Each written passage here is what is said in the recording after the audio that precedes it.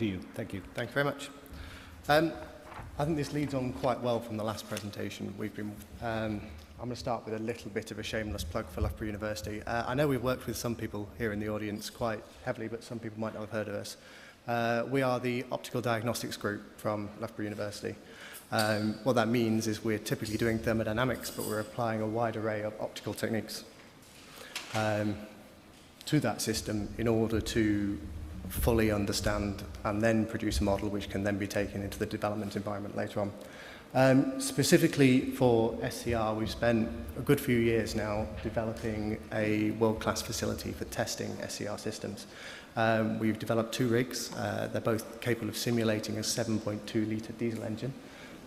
They can produce about 900 kilograms an hour of flow rate.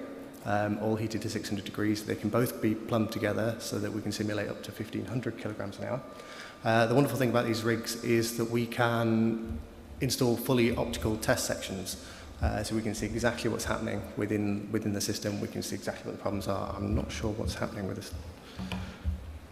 We can see exactly what the system is doing.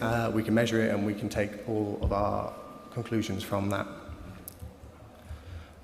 The problem with urea, our new technology is going to look at improving the decomposition process so that we've got a much wider operation range for SCR systems. The problem we've got at the moment with AdBlue is that it's not a simple compound to decompose. It can't be done in a single step. The first step that you've got to do is the thermolysis. That's just done in the presence of heat, so your exhaust system has to be hot enough to do this. It forms isocyanic acid. Isocyanic acid then has to hydrolyze. There are a lot of rules for that to occur. It has to be done on a surface. Typically it requires a catalyst, so quite often this hydrolysis is occurring on the front face of the SCR catalyst. There may be a dedicated hydrolysis catalyst installed to deal with this on your system, anything to try and stop you forming these deposits. If you get it wrong, it gets really messy. There are a lot of secondary deposits you can form by decomposing AdBlue. A lot of these are very stable, a lot of them won't melt, a lot of them won't easily decompose. Some of them won't decompose even if you run it up to regen temperatures. You're really unlucky in forming these things. The upshot of that is that very quickly we're building up deposits in exhaust systems, as was wonderfully highlighted in the last presentation. To deal with this, there are lots and lots of strategies. We've seen lots of management strategies. We've seen lots of strategies where you're curtailing your dosing early on so that you're not fully utilising the SCR system. So maybe you're using a NOx-limited strategy on your engine. Any of the strategies you choose, you're still hard up against this dosing-limited SCR cycle. This is where our new technology comes in. So at Loughborough, we've been working for the last few years on a new little bit of kit. It's a very small bit of kit. It's an add-on to an SCR system. And what we're doing is we're taking AdBlue, we're thermally decomposing it in exact controlled conditions where we can control the temperature and the pressure. This makes the decomposition process work much, much more effectively than it otherwise would in the actual exhaust flow. The really clever bit, where this differs from any other system seen in the world yet, is that we then reform this into another solution. It's not AdBlue, it's got exactly the same ammonia density, but we can store this, and when we dose this into the exhaust system, this solution decomposes much, much easier than AdBlue, so we can use it wherever we're struggling on the cycle.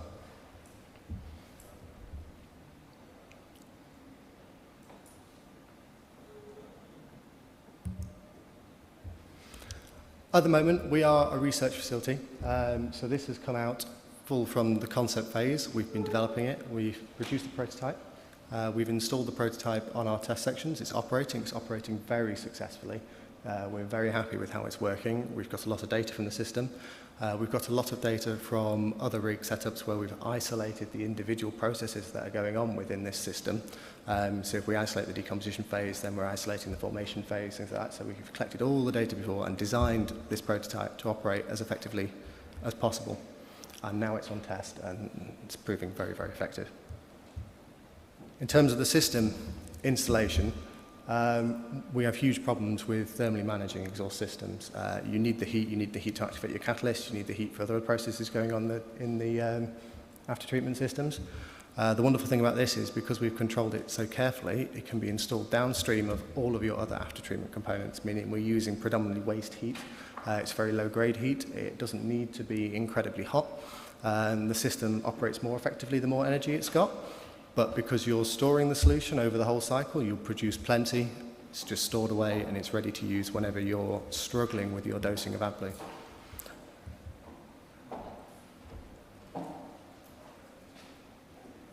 The fluid, that video is very, very short. The ACCT solution, which is the bottom one, and I'm sorry for having to call it the ACCT solution. I've been forbidden to tell you exactly what the chemical composition is. Decomposes much, much faster than AdBlue. This is a very cold surface temperature. This is a surface temperature of 150 degrees.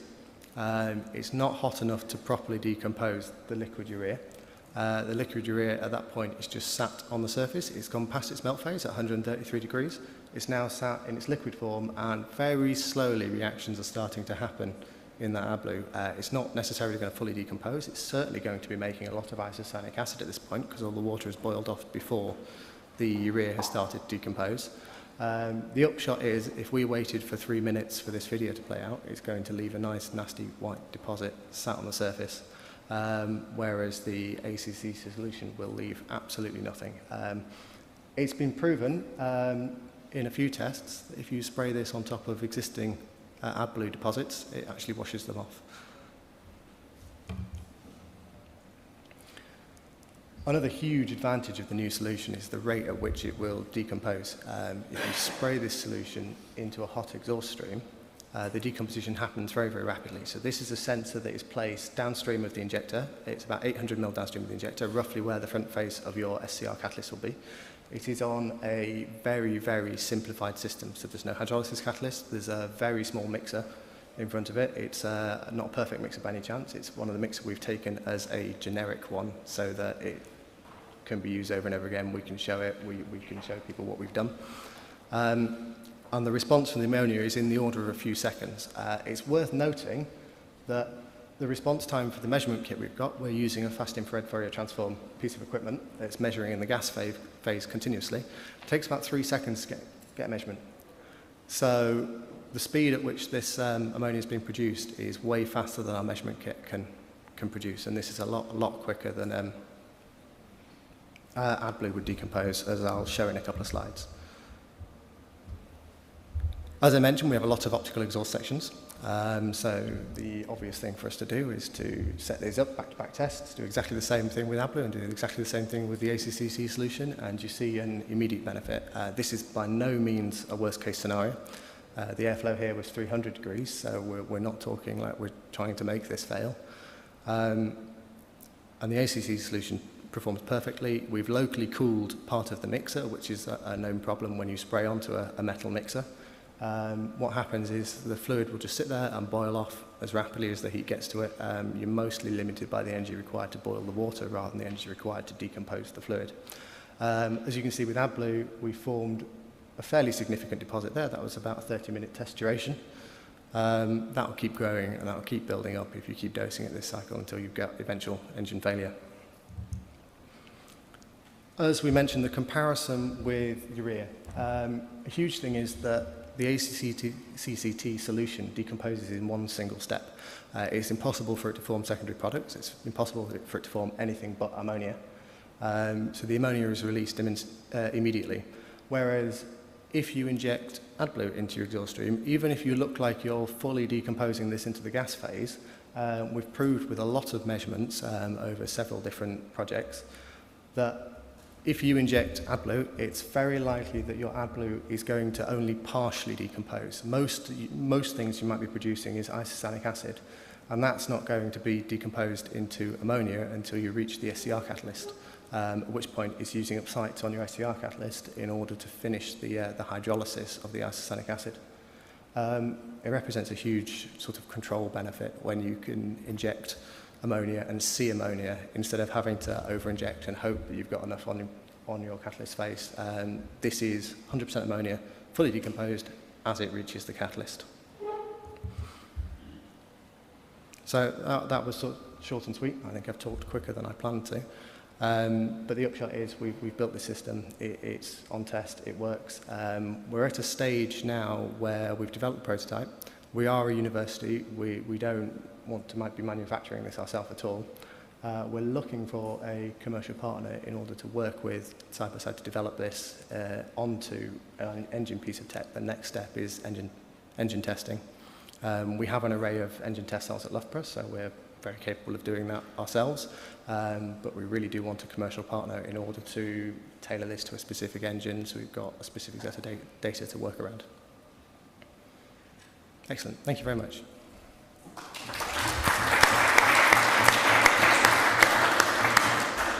Lovely, thank you, Jonathan, very good. And those videos especially, they're really quite enlightening, aren't they? Very nice. Yes. Do we have any questions from the floor? Go on, Alan. Yes, we have. Sorry. The patent's been assessed already. It's gone through the Green Channel Accelerated Patent Scheme. So we've got very positive results back from the assessor, and it'll be going through the European stage very soon.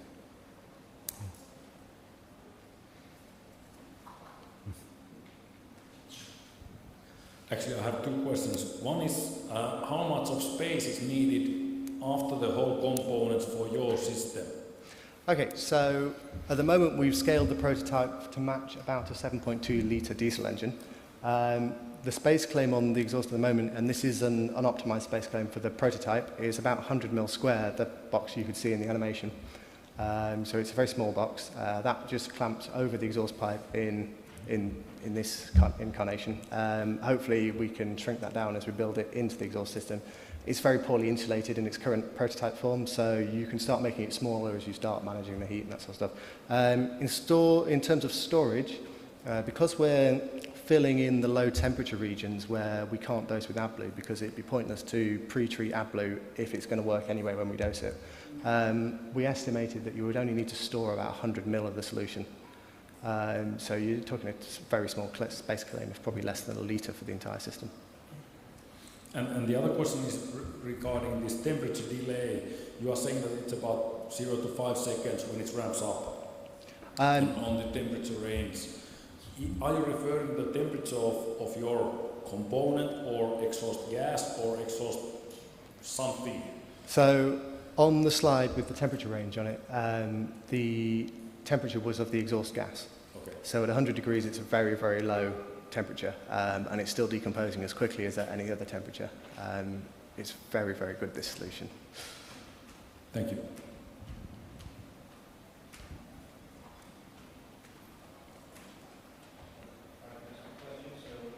Can you also maybe enlighten, there were several ins and outs going to that box, weren't there? Can you enlighten us on what some of the other inputs and outputs were? Okay, it's slightly over-engineered, as all prototypes are. Yep. So the only real connections you've got going to the box is you've got a feed line for AdBlue. We've been using the injector pump, so we haven't added a pump. We've been using the pressure that we've been generating for the existing AdBlue injector. So that's a simple line and a very small control valve for that.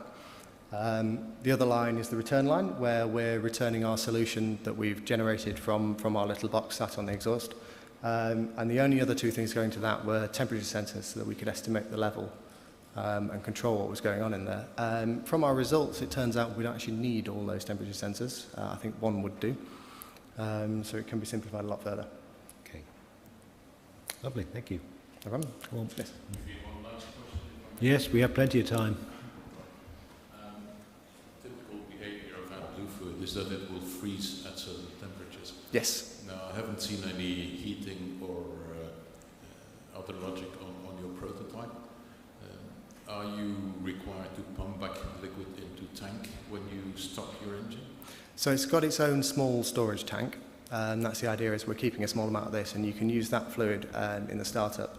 It does need heating. It will freeze. It's got a freezing point that's actually a lot lower than AdBlue, which is nice, but still, if you take it into your -40 environment, you're going to freeze it. There's not much you can do to get around that.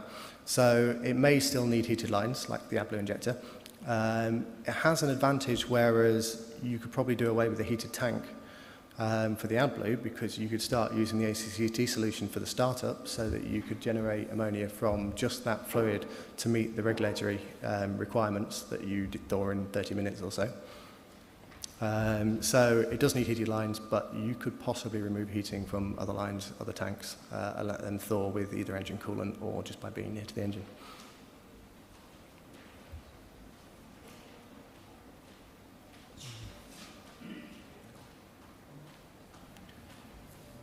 Any more? Can I ask, is it a transitory device? Does it is it just for cold start, or can you dose this continually?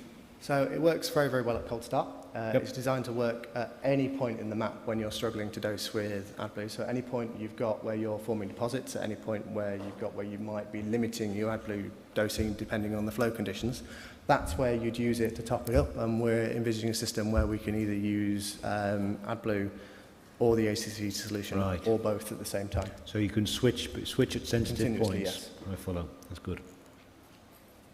Okay.